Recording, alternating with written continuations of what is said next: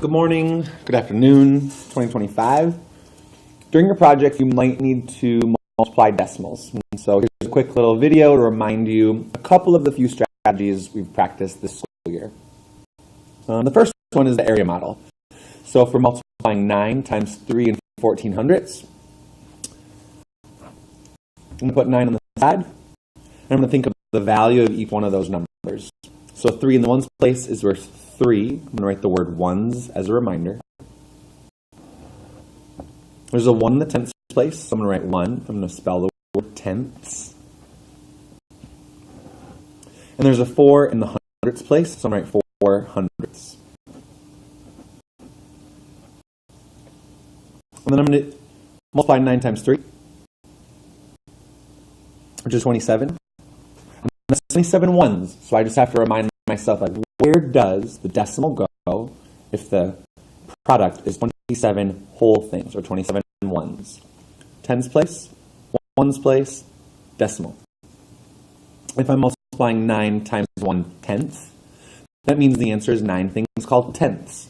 And if you're stuck and you can't quite think exactly where the decimal would go for the number 9/10, go ahead and write the word tenths there as a reminder. And then you just have to think to yourself, okay, you know 10 tenths equals 1 whole thing, so how would you write the number 9 tenths?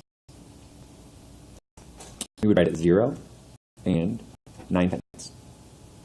And the last one here is 9 times 4 hundredths. So 9 times 4 is 36, so I'm going to write 36. And if you don't know right away exactly how to write this as a decimal, you're going to write 36 and the word hundredths.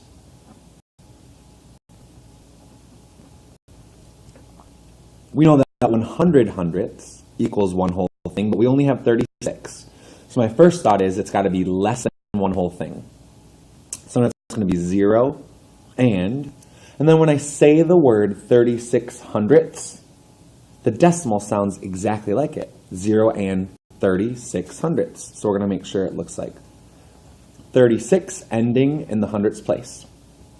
So here's one way to multiply 9 times 3 and 1400ths.